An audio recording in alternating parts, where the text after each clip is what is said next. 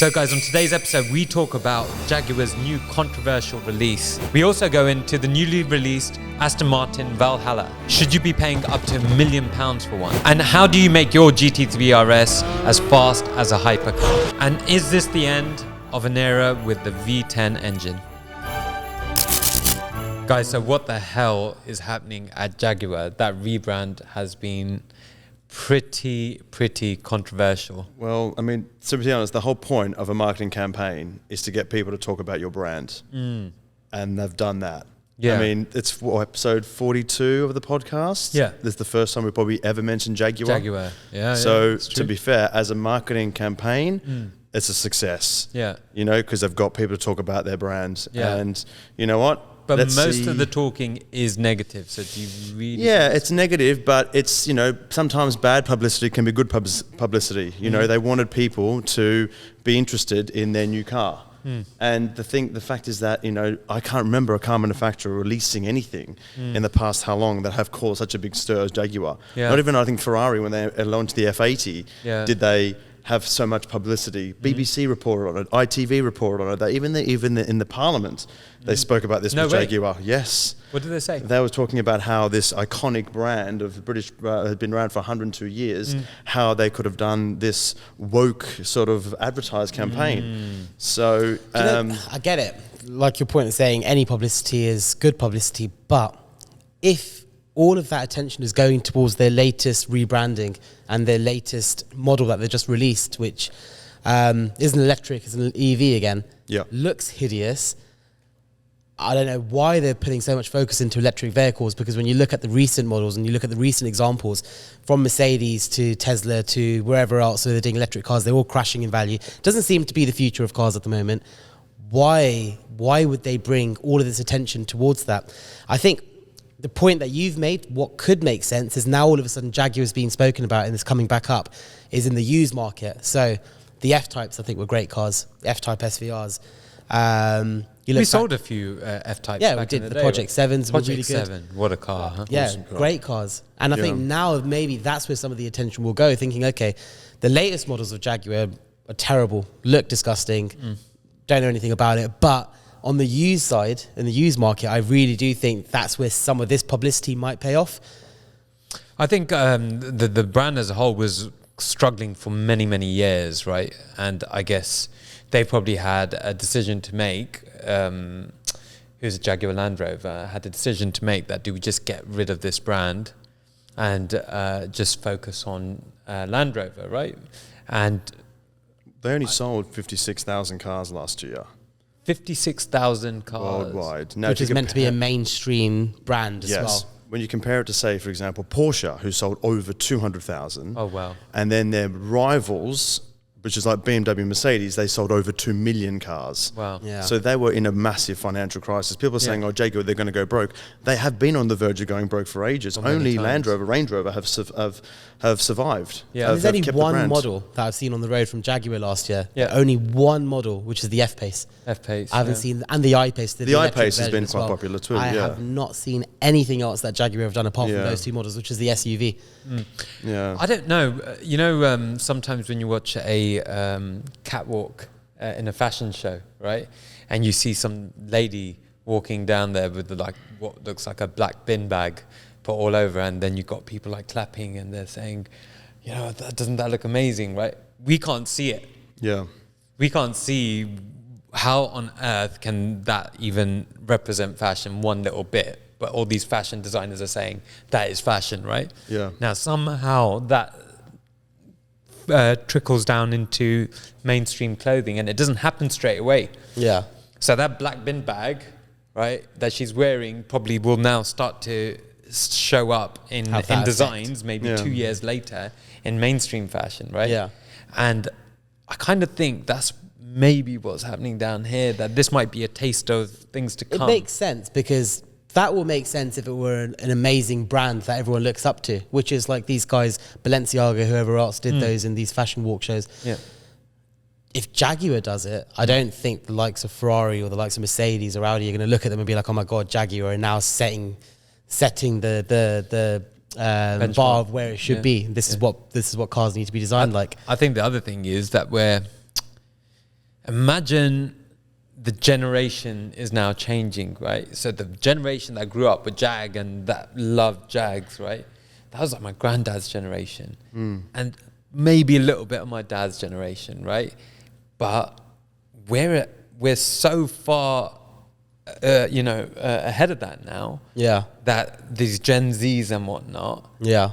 do they even know what a Jaguar is? That's the problem, and that's the reason why people are saying they've lost their core customer base. But their core customer base aren't buying Jaguars anymore either. They're buying Mercedes, Audis, BMWs. That's the reason why Jaguar are in a shit position. Sorry, no, but can I swear on the podcast?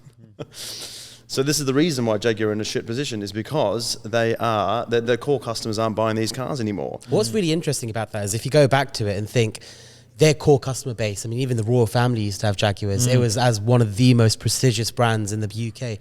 What happened? How did they lose it? How did suddenly their customer base all of a sudden say, do you know what, I'm not fancying the Jaguars now, I'm going to start shopping with Audi, I'm going to start shopping with Mercedes. There has to have been some sort of a change. And when I go back to it and I look, because I remember when I was growing up, Jaguar was the brand. And then all of a sudden something happened. Ford started putting engines in their cars. And at that point, it was almost like you're meant to be one of the most prestigious brands, and now you've given up your benchmark engine production to a mainstream production company, Ford, which is meant to be a run-of-the-mill average car. I think ever since they've done that and they started losing their prestigiousness, that prestige aura around their brand sort of went, and it's just been a butterfly effect. They've tried to get it back. They've tried to do this cooperation with Land Rover, and I think the Indian company bought them, Tata, and they haven't really worked their way back up. But I think over the years they've just not kept up with the times. Now, wasn't it Enzo that said that the E-Type was one of the most beautiful, Prettiest cars ever made. Yeah, prettiest cars ever made? That's exactly what he said, right? Yep. And think that thereafter, have they ever made a car that you could say that's one of the prettiest cars that's ever made? But they've had iconic cars. They had the XJ120, which was the fastest car in the world when they came out. The XJS of the 70s. Is it XJ220? No, so that was the XK120 back in the 50s. Okay. That was the quickest car in the world back then. Then the XJ220 came out in the 90s. That was an incredibly fast car, but obviously got overshadowed by the McLaren F1. So if the McLaren F1 wasn't there, that would have had... That still was an iconic car today. But then they went through the whole mid-2000s era of the S-Type, that hideous thing they brought out. That was a horrible thing. So Jaguar have gone through bad stages, So, I mean, let's give them a shot, see what they come up with. They might work. Can I just say something, though? I don't mind that new Jaguar. I don't like electric cars. But I won't have it in gender reveal pink or blue, right? But I think that in black with some nice gold wheels, I think it will look good.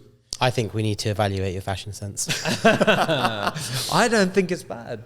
I don't think it's terrible. See? No, look, I'm looking at it from the perspective To remind myself. this is the most extreme. This is a concept. It's a concept car, exactly. This is still concept. So this is the most extreme it would ever be. So you have to imagine that it's going to be knocked down a couple of pegs from this, right? Yeah. It's going to be knocked down a couple of pegs. And so I reckon, actually, when you look at it, you think, damn, that's quite nice. Now, 1 second. Me and you just went abroad. Yeah. And we went to Far East, right? Do you know what's taking over? Chinese electric vehicles are taking over the world. Yep. Mark my words. The mainstream market they're taking over, but not our sector. 100%, but hear me out. So down here, we don't get to see it as much, right? You go on the roads, you'll see a little bit of buy your dream, build your dream, is it? Build your dream. You'll see a little bit of build your dream, BYD. You'll see some, I don't know, what are some other big Chinese manufacturers that we have in the UK? Is Genesis one? Genesis is part of Hyundai. Which is okay. Japanese. There's so many of these Chinese brands out there. I can't even think of how many Chinese brands there are down here, other than one major one, which is BYD, which is now actually valued more than Ford, believe it or not. Yeah. In a short lifespan, which can't be more than 7-8 years, is built up a market cap bigger than Ford, which has been going on from 130 years or they've put whatever. some serious investment into that, though. Crazy. But now, we went to Far East, we went to Indonesia, into Thailand, into Malaysia. Everywhere you look, the other dealers out there saying there's a new a Chinese manufacturer that's coming into the market every 3 months. Wow. So literally, they're taking over. You look on the road as well, and you just see electric Chinese cars being driven everywhere. The branding, this BYD left, right, and center. Yeah. You go to some of the major groups, and they're saying we're about to introduce this new Chinese brand. And I think tax rates in Asia as well actually work out really well for these Chinese cars to come in, and especially because they're electric. Yeah, they've got a joint relationship, so that China, that trading bloc. Well, they'll allow these Chinese electric vehicles to come in without any import tariffs, right? So suddenly, the guy has to make, and this is a crazy one. So you're saying prestigious cars down here aren't being impacted too much by Chinese cars, and I totally agree with that. Down here, they're not. But in the Far East, right, you've got your Porsche Taycan, which might cost, I don't know, £120,000, £130,000 for a brand new Porsche Taycan Turbo S. Where this had the biggest impact is a Chinese manufacturer has then released their latest car, which has exactly the same amount of power, and the styling actually isn't bad. The quality of the build isn't actually that bad, and it's probably only £50,000 or £40,000. And so even that guy that was thinking about buying that Turbo S because it is prestigious out there is now thinking, 1 second, why am I going to buy a electric? Agreed. Anyone looking at an electric car, a Taycan or any other electric luxury variant, an EQ something, they would consider the Chinese variant because it's an electric car, it does its job. But I think the one market it just can't affect is someone who is a true petrol head and likes the supercars or the luxury cars.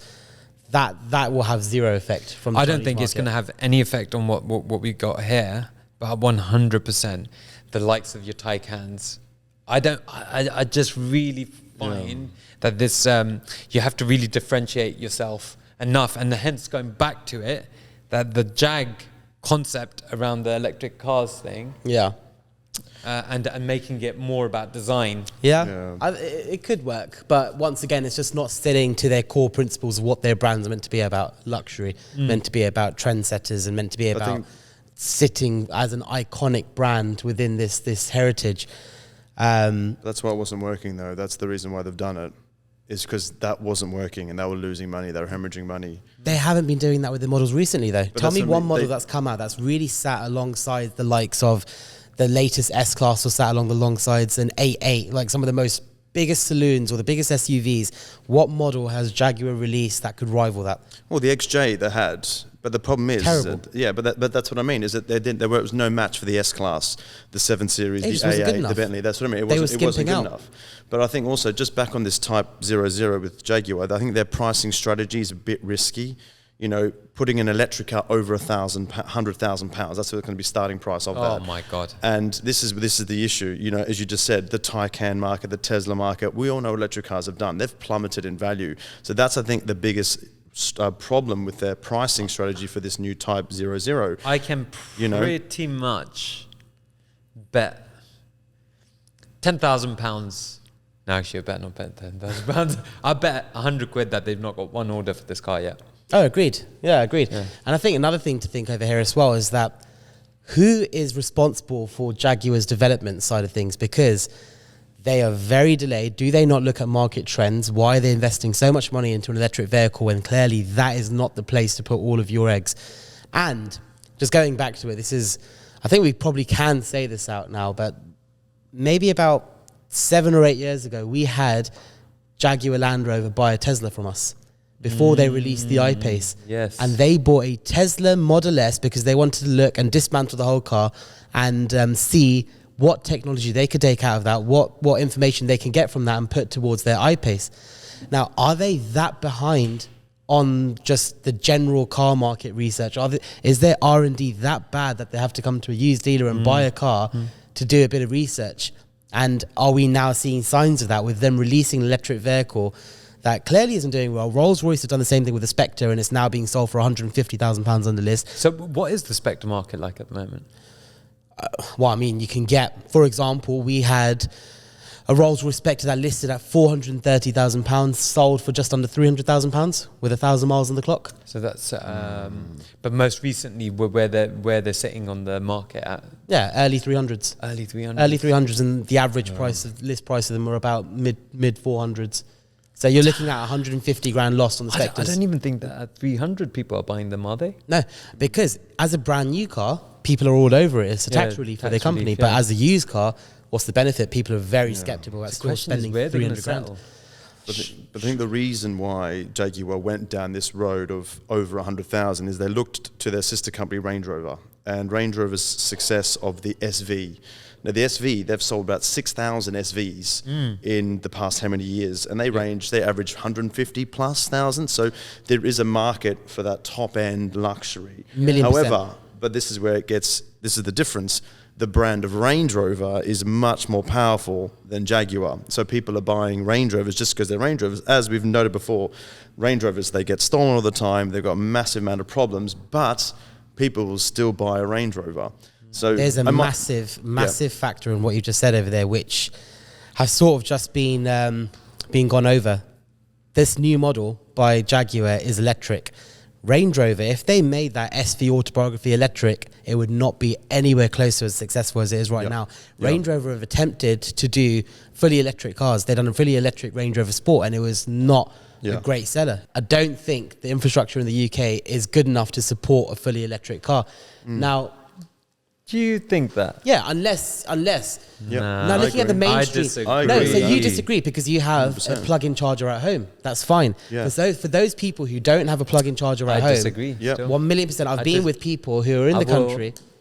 They've bet you £10 right now that the infrastructure here, if you were to measure it in terms of top countries in the whole world for electric infrastructure for cars, I'd say we're probably up there in top 6 countries in the world. Okay, as an example, I had someone come over, my sister come over with an electric i4, whatever it was, and I don't have a plug-in charger at home. So she had to drive around, she had to drive back up to the Midlands and had to charge her car.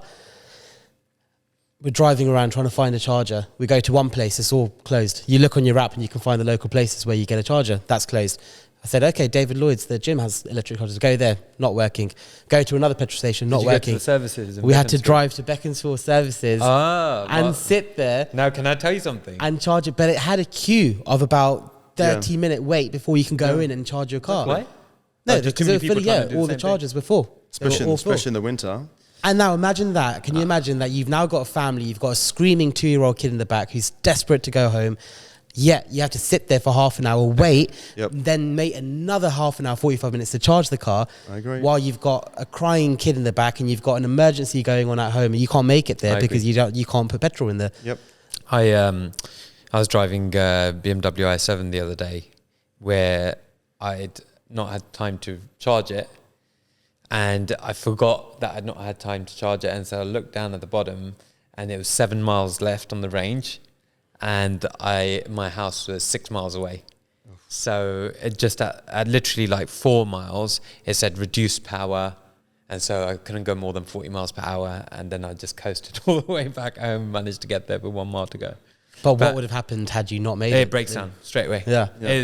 And you know, like with a petrol car, you go and get something to fill it up. Well, no, more than that. You've got, when it hits 0, you still got another 15 miles, right? Yeah, there's a reserve tank. Not that I know that, but anyway. But when it's 0, you've still got some leeway. This is ruthless, mate. The second that you hit 0, it's like you are off. And what do you do to get yourself out of the situation? I mean, everyone's probably been in a situation where you run out of petrol in a car. You go and you get jerry can, put some petrol in it, come back and you fill it up and that's it, it starts. What do you do with an electric car? Absolutely. You just go and hire a generator from somewhere. I mean, in London, the same place, I can't charge my car where I live. I have to go and find somewhere. It's just not feasible, you know? It's just, it's nowhere near. It probably means that you need to be extremely organised when you have a electric car. I think that's the simple way of putting it. People live a busy life. As much as you want to stay organised, last minute things pop up.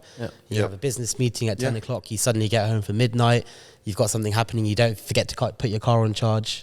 I think eventually the infrastructure will be so easy to get around an electric. However, I think the whole hydrogen thing at some point is going to be coming That has soon. to be the future. That has to be the future, yeah.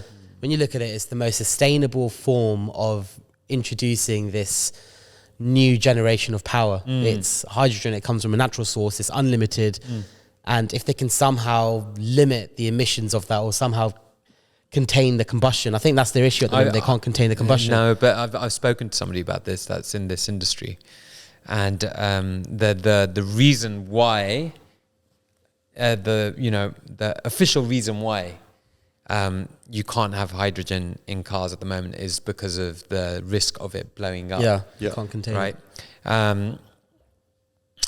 However, that's not as big a risk as people make it out to be. Yeah. I think the real reason why they've tried to suppress this is because it's a huge industry that you're disrupting with pushing this out there. Do you get what I'm saying? Yeah. There's a lot of money to be made from electricity and electricity fuels. And petrol, absolutely. Imagine that. And so over the years, people have come up with many ideas to get hydrogen off the ground for cars, and it's been kind of scrapped. Yeah. But anyway, there's some conspiracy theories there I'm not going to go into. Would be good to go into at some point. Like people that have invented it have suddenly died and da-da-da-da. Anyway. Oh. Yeah. David's conspiracies. I don't mind. I'm just like bloody... Yes. I'm put that out there. It definitely wasn't me.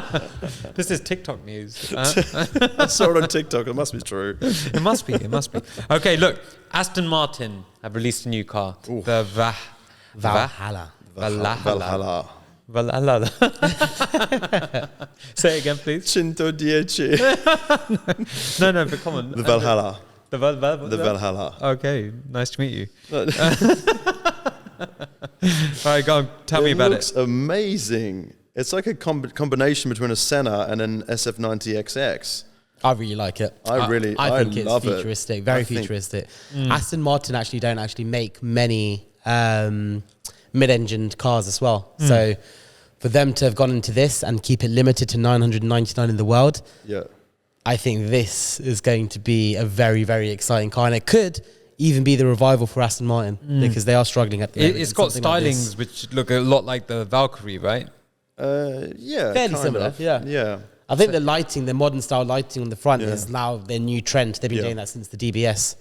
But they've got the exhaust pumps at the back, like a 600 LT. They come up the top. That's awesome. Yeah. The spoiler, that's DRS systems. A lot of stuff from Formula One. It looks 2.5 seconds. It will do. V8 twin turbocharged engine with hybrid power.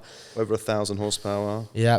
But what bracket does it sit within? Because this isn't a cheap car, right? £850,000 including tax. So that's not supercar money anymore. And it's, I guess, times are changing with the new hypercars coming out, which are always 1 million plus, 3 million, 2 million plus now. Exactly. Yeah. I think times are changing. Like you can't now consider a supercar to be up to £500,000 because now, rightly, like you said, the hypercars are.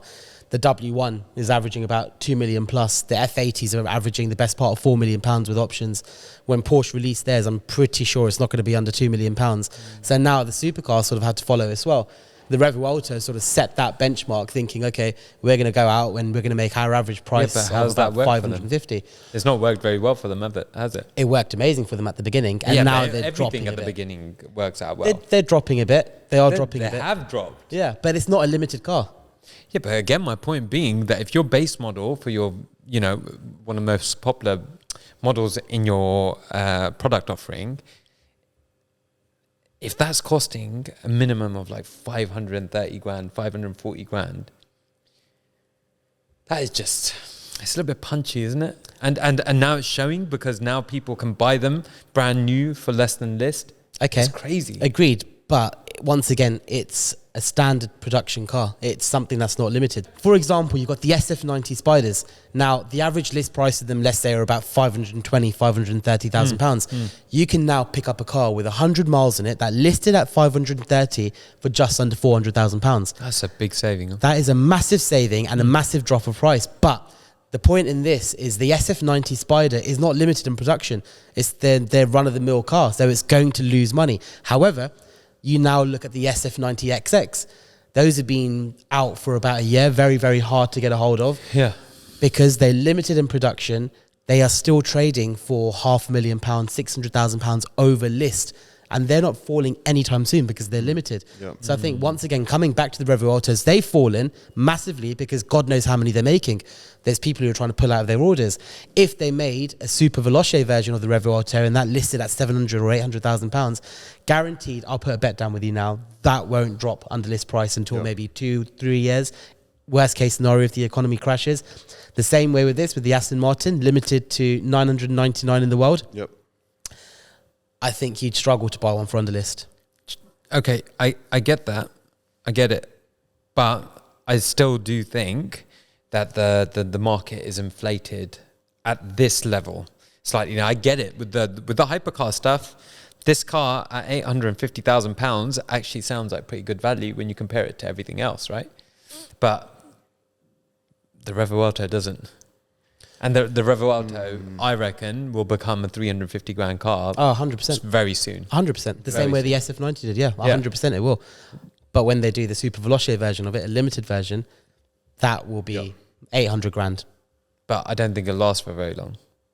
And I'll tell you the reason why is because the Super Veloce version isn't going to be that much better than I mean, like, it's not a totally different car. It's just a souped up version of the Revo Alto. But people will not be able to justify paying more than double its price. So you can now get a standard. So that's like saying that an Aventador. I was just about to say you can now get a standard LP700 Yeah, okay, I get your point. For Go on. you can get it for maybe 115,000, 120,000 pounds if you shop hard enough. Yeah. Find a decent SV for under 250. All right, got it. Well done. Well done. You proved me wrong on that part, but you proved me wrong on a different scale of money. Oh no, then let's right? go so a bracket above and then look at the SVJ in comparison to the Aventador S. Where the Aventador S, they're crashing, can't sell them for love nor money. They're 150 grand? Under 200. No. Aventador S is like 200, under 200. Okay. SVJ, we were just having a discussion about this today. We're desperate to buy one, and the cheapest we can find in the trade is £420,000, which could probably be advertised for 460, 470,000. Right, well, let's see. And this time last year, we're buying them for. This time last year, I bought one, and you bought one. Andreas bought one for 360. I bought one for 355. Mine was really good value. Only had 1,500 miles on it. We had a bet if we can get it cheaper. But yeah, in a year's time, the SVJ market. If we look at the trade values, so we were buying them for 360 back then, this time last year. Right now, 420. That's an additional £60,000 with an extra 2,000 or 3,000 miles.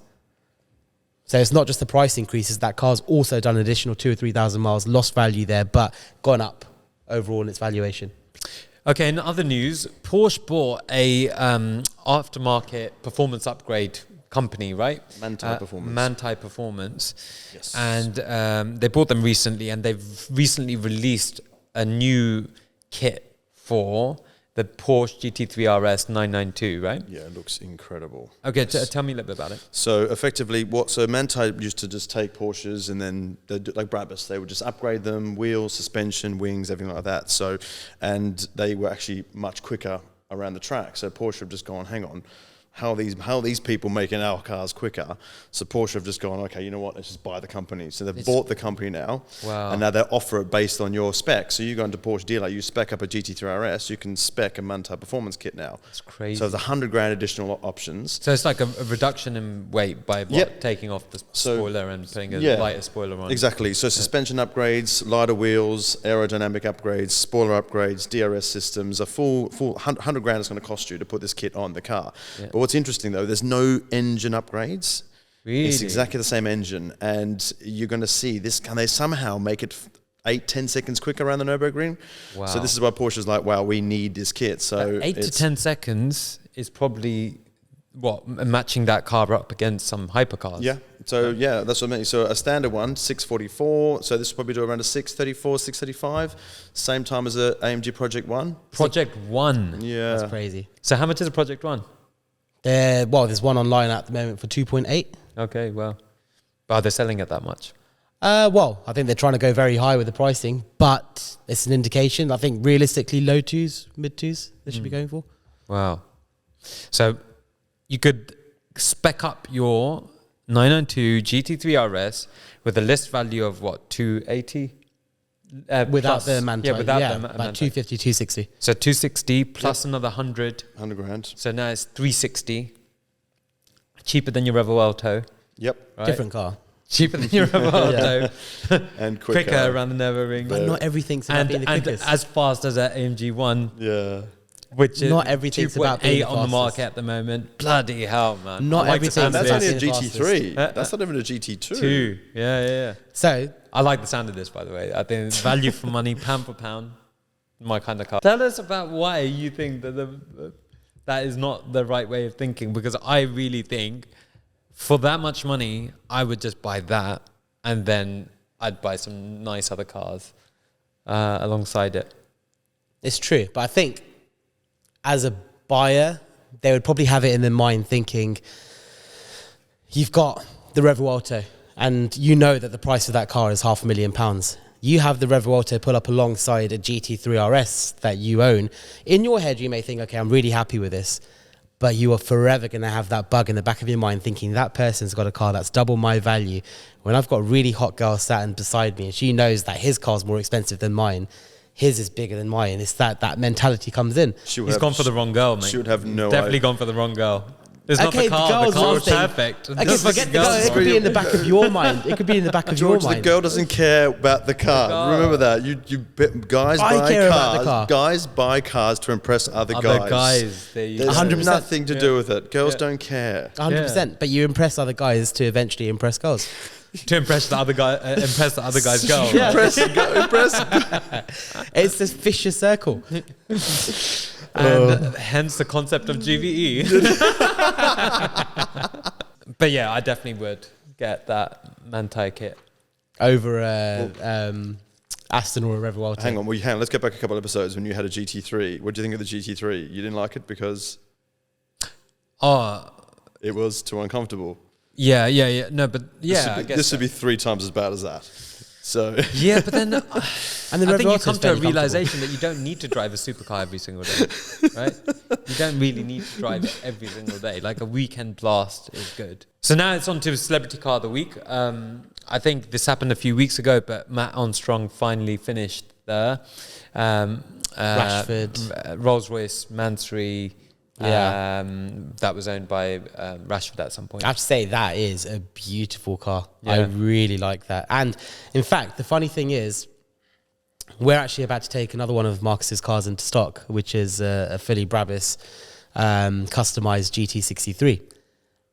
All of his cars are customized. Wow. I don't think he has a single car which has no modifications on it. He's seen driving around in a 765 LT Spider. Even that is fully customized. Really? Like it's got a body kit on there. I don't know body what kit? body kit. I don't know what it is, but it's definitely, he's done something that is non-factory on it. But like the bonnet is slightly different. Just I've never seen him. Even his Cullinan he had, that had some form of a kit on there.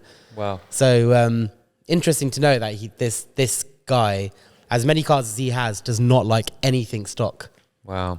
I mean, this Mansory in itself was around £700,000. Yeah. That's unbelievable. How did Mansory get away with charging so much for this stuff? So what was it? It's a Wraith that would have been Wraith black what badge. brand new? Call it 350? Yeah. So 350. So he's basically doubled the price of the car. Yep. In a Mansory kit. Which is believable because we've got this Mansory Urus Venacious. Now, the guy bought the car for £220,000 and he said he spent over £300,000 in customizations with the body kit, the exhaust, the wheels, slight engine upgrades. Like, Mansory must be making an absolute killing because in comparison to other customizers out there, their body kits are beyond the most expensive out there. It's just crazy, isn't it? I think, I mean, down here, you see a Mansory and, you know, you're breaking neck because you're like, bloody hell, that's a Mansory, right? Yeah. You go down to Dubai everywhere. and you just walk down like JBR, Yeah. right, where everybody goes on a Friday night to just take their cars. And it's just like a Mansory almost becomes like a bloody, I don't know, mini. Because down they here. must You think just see them everywhere. They must think they have to do something out there. Because if you find a normal Rolls Royce Wraith or a normal Urus, it just looks like an average run-of-the-mill car. It's another C-Class or something driving past. Yeah, I have to say, like, on the Urus, it just looks like one of the craziest cars ever, Yeah. doesn't it? Yeah, I agree. But so And Matt the Armstrong, Wraith. sorry, And the Wraith. That Wraith, Okay. I think looks like really does look like one of the best customized Wraiths out there. I really like that. So Matt Armstrong bought this for £184,000 after it being crashed, right? So imagine Mark's bought it for 700. Now Matt Armstrong bought it for 184, and now he's finally managed to fix it all. Supposedly, Marcus contributed towards some of the parts. I've heard. No way. Yeah, Wow. which is pretty. But they've not said what. But he supposedly. Oh, no, this is what he did. I think he had a signed shirt from Marcus Rashford, which he then managed to auction, and then all the money raised from that went towards the parts. I remember this. I did remember seeing one of the episodes. He did that. Wow. So it wasn't directly he did that, but he signed directly. his management team, Marcus Rashford's management team, got in touch with Matt Armstrong. And this is from memory. I think this is all correct, but I saw that episode. They got in touch with him, said, we'll give you a signed shirt. You can do whatever you want. He said that he will then go and auction it, put it up for sale. Wow. And anything from that, he'll then use towards the car. Towards the parts. Yeah. Bloody hell. Yeah, so with it being a Cat S, even though it's got the body kit on there, it's just such a limited market. I mean, who spends that much money on a damaged car like that? That's going to be very hard to get insurance on. Did it have Most chassis damage? That is Cat S. I'm sure it was Cat S. Yeah. I'm sure it was. Uh-huh. I mean, that's the big thing. If it is categorized, then the value of it has to be dirt cheap. I mean, we're talking, it has to be well under 300,000. If it's not categorized, then yeah, it should be worth a lot more. It should be probably the better part of 500. Do you reckon still? Yeah.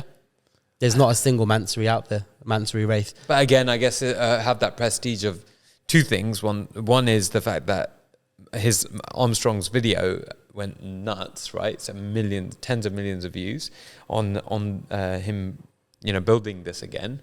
So you could say, oh, I've got that car that he done so well with. And then the other is that Marcus Rashford, the famous car that Marcus Rashford crashed. Yeah. I mean, But- I wouldn't do that, but Yeah. there are some people out there who'd love to. Man, this weather the other day was just nuts, right? Like I've heard of at least 3 or 4 different accidents that happened around that time with the storm. And unfortunately, a West Ham player got involved in a pretty nasty accident. Yeah. I think we've got a picture of the car as it is, but just thankfully he survived and he's been injured. But just unbelievable. I don't know. Is that telling of what Ferraris are like in bad weather? So what was it? Because I couldn't see on the picture. It's a GTC 4 Lusso. Now you'd think that is your typical car that you drive, isn't it? Yeah, Was you're it supposed to take that into the mountains. The one thing I couldn't see from the picture, if it was a 4 Lusso or was it a Lusso T, because it'd be a very big difference. Oh, is it? If it was a 4 Lusso, then it's 4-wheel drive. If it's a Lusso T, then it's rear-wheel drive turbocharged. Okay. That's a massive difference. So very hard to tell from the picture which one it was. But Ferraris, once again, notoriously known to be one of the most hardest cars to drive in wet weather. That's one thing, but it could be a case, how was the car being driven? Yeah. But I think you're right that if so, the eyewitnesses said that the road was very slippery. You saw what the wind was like. It was just nuts. So, and there's a single dual carriage road, right? Now, if it's not 4-wheel drive and he's just literally put his foot on, which can happen sometimes, right? Like let's say you're sat in traffic and traffic's gone and you just put your foot on, you've just seen that you can go. It could have slipped like that, right? Or something like that. I don't know. Yeah, it could have. Or it could have been that as he's driving, even if it was a 4-wheel drive car, he's aquaplaned and he's of spun out and he's hit the tree. Or it could have been that he's trying to dodge and go around and suddenly it's slid and he's lost control. Has anyone checked the tyres? I mean, the tyres may have not had much tread on it. True. Tread. They could have had... Very true. Tyres are a big reason why people crash. I mean, in any weather, like little tread, people think, oh, it's fine, but tyres... Wow, it can make that much of a impact. Absolutely. Massive, that's where all the grip comes from. Well, hopefully he gets well soon.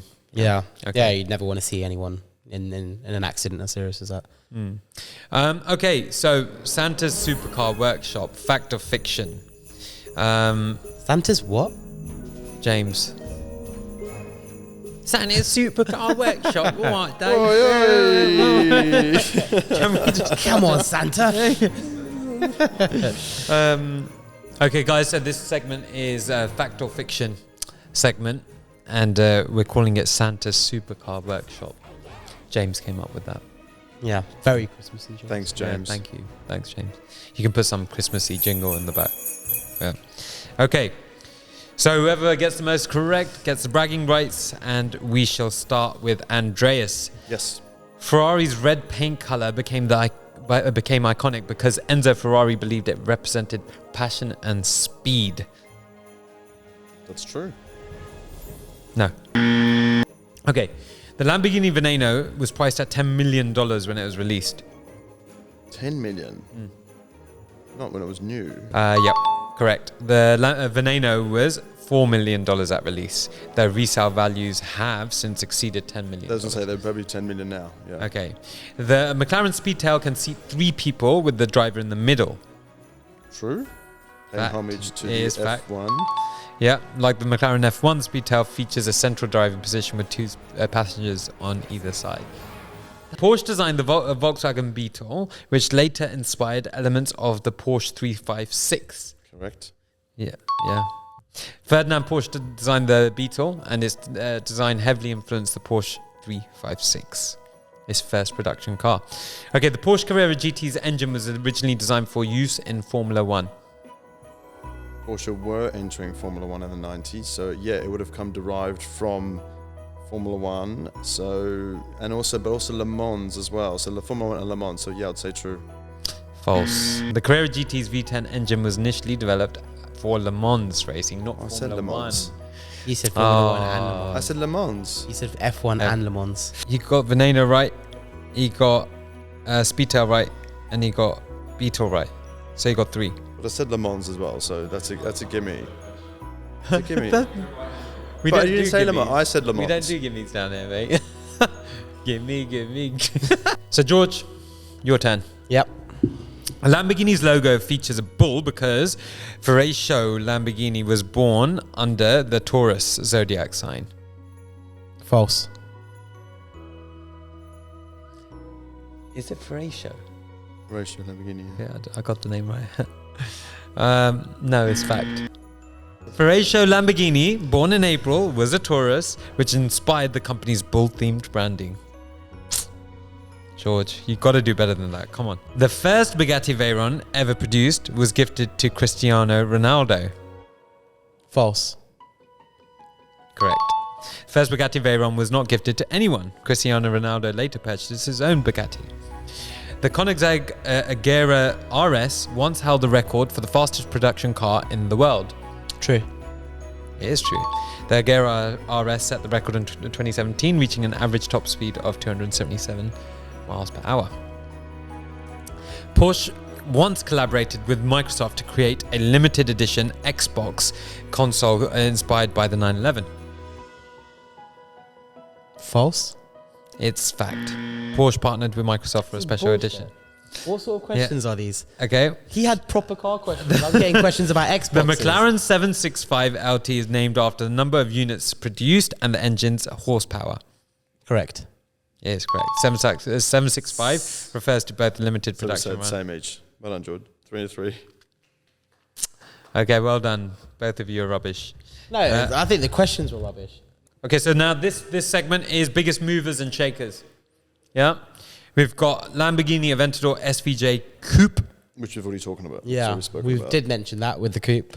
Yep. This time last year, we were buying them for $360 in the trade, and this time to now buy a car with 3,000 or 4,000 more miles on it is going for $420, is £60,000 more in the trade. Okay, so McLaren 720S, they've taken a hit. They have. 2 million in the market. Yeah, I mean, when you look at them at the moment, they have fallen, I'd say, an average value of about £20,000 to £30,000, which once again, we were saying at the beginning of last year, or the back end of last year, how much value you These can get cars out were. of that car, the 720s. Now to think, some of the cheapest ones, which have maybe 30 or 35,000 miles in the car, you're paying the lower end of £100,000 for it. That is a lot of car for the money. And I personally think this is the floor. They cannot get any lower than this. There's no way you'll be buying a 720S similar price to a 570 or a 650S, which are still selling for £90,000. That's just crazy. It's so much car for the money. 720S for nearly 100 grand. Yep. That is just unbelievable value for money, isn't it? Yeah. But then it still goes back to what I was saying before, the disparity between what you can get for 100 grand and what the new cars are coming out for. I think at some point, I just think there has to be some kind of... You're very practical with your thinking, which is like the pragmatic approach with it. But sometimes people are so emotional with their purchases. They're like, I want the latest supercar.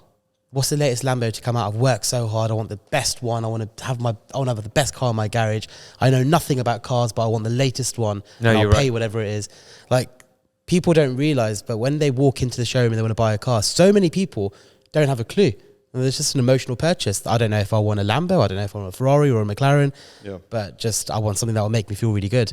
And it really is, the word for it is an emotional purchase, which is why you'll always have buyers who will spend £800,000 on a supercar and £3 million on a hypercar, because they probably don't care about driving it. It's just to say they've ticked it off their list, they've bought it. So our favourite arrivals, Ferrari SF90 Spider we just had come in. Yeah. Awesome. Yeah. Everything. Brand Really new like was that. 540 grand. 540 grand, but it's done in this historical Ferrari colour. It's like a Nardo grey with a tan interior, Yeah. tan Alcantara. Like, that has to be one of the nicest spec SF90s I've seen. Stunning. Really And we've got it up for? Just under 500.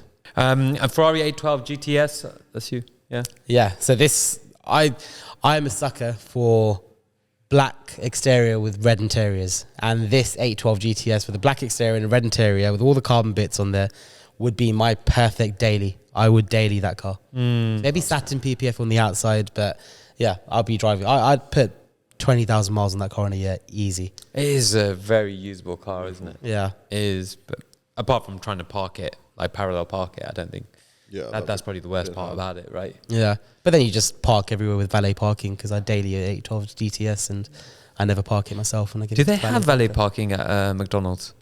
I'm just trying to think. Blue badges and valet parking. George. yeah. You can't park, park in in there. disabled parking, whatever happens.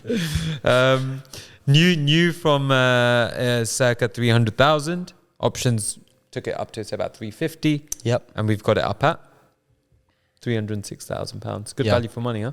Very good value. Very good value for money. And it's car's practically brand new. It's low miles. It looks in brand new condition. And you look at the rivals, which other V12 Roadster, like a convertible V12, can you get? Something that sounds as good as that, something that looks as good as that. Like, And is as usable as that. yeah, there's really nothing to compare it against. The only thing that comes slightly close to it is the DBS Volante, which is a a bi-turbo V12. This is a completely naturally aspirated V12, which is going to go down into the books as probably one of the best sounding cars. Like, honestly, I think they're undervalued, and I do think long term they're a great buy. Wow. Okay, what about you, Andres? 296 Ferrari. We've had 3 come in this week. What? We have, yeah. We've had a black one, we've had a red one, and we've had a lovely 2-layer blue Tour de France, like this Tour de France, beautiful little colour. I think the colour's about 25 grand as an option. Okay. But it's also got carbon fibre wheels on it, which you see quite rare. There's only a couple of them on the market. That's probably 20 grand option. No? Yeah. So the wheels and the big carbon fibre, even the door cards are carbon everywhere. So it is quite a rare high spec 296. It's going up for 249,900. So it is on the topper end of the market, but based on the fact it's got the 2-layer colours and the wheels and the carbon fibre. So, yeah, I think it looks great. Something a little bit different to what we normally see. Fine. And 911 GT3? The GT3, yes, a good friend of ours is selling it with us. I picked it up from his house the other day. I mean, it is an incredible car to drive. Yeah. I mean, I think even in that spec as well, it doesn't have the bucket seats, it doesn't have the ceramics, it doesn't have the roll cage. It's a comfort spec car, and you could live with that every day. Like, I think that's a daily car, and I think they have actually softened the suspension from the 991. So I think the reason why you didn't like your 991 GT3 was the suspension was too hard. That's a lot more nicer, you know. And I think, I could daily this. So that's on my radar one day for a daily. So finally, as we come to the end of the year, it is a bit of an end of an era kind of year, because I think the vast majority of V10s are ceasing production, right? So you've got your R8s and your Hurricanes, which have stopped now, but I think Like, are there any others that are? Well, I think, there's the one-offs, the McLaren Solas, which is a V10, but that's not a production car. You had, the RB17, Red Bull's car, Bull, yeah. that's a V10, but they're only making 50 of them, so not really. But unless there's any American cars I can't think of, there's no V10s getting built. And that's quite a sad thing. So, guys, that's been quite a crazy year, right? Yes, it has. A year of many ups and downs, but by the end of it, you always like to reflect and look back and think, what a year it's been. We formed some amazing partnerships with new companies that we work alongside. We've had some amazing clients that we, 5 years ago wouldn't have even been able to imagine that we'd have clients like this, right? Yeah. And we keep in touch with all of our current clients that have been coming back to us for years and years and years. Why don't you just sit there for a second and you say your part? Yeah. Yeah, just on, stop James. for a second, please. Go on, Or sit on Andreas's lap, either or. And I guess another major thing has been our marketing and, the efforts that we've put into growing all of our social media channels, right? For sure. Yeah. This year has probably been one of the most, the one that's had the most impact in that sense. And we've seen it grow more than ever. And so why don't we get the man behind it to have his say. James, thank you for all you've done this year and your team.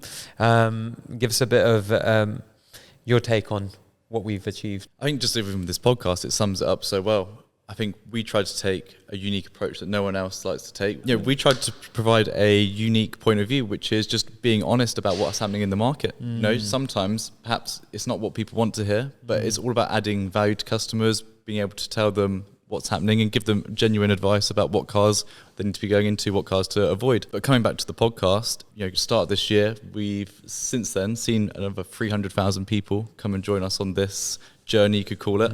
And I just hope we can, continue to keep building and keep doing what we're doing at the moment. And what does 2025 hold for GVE and its social media? Simply put, we have to become the best. We have to look honestly at what other companies are doing and seeing that's what they're doing really well. We need to take elements of that and we need to accelerate it 10 times more and apply it to what we're doing. Keep giving us feedback, guys, in the comments. Let us know. We'll read all the comments, constructive. We'll be able to bring them all to the podcasts and help you, give you a good automotive podcast. So thanks for your feedback. So there you have it, guys. If you've not already asked Santa for a supercar, please make sure you do. And from all of us at GVE, we're wishing you a Merry Christmas and a Happy New Year. All the best for 2025, and we'll see you on the other side.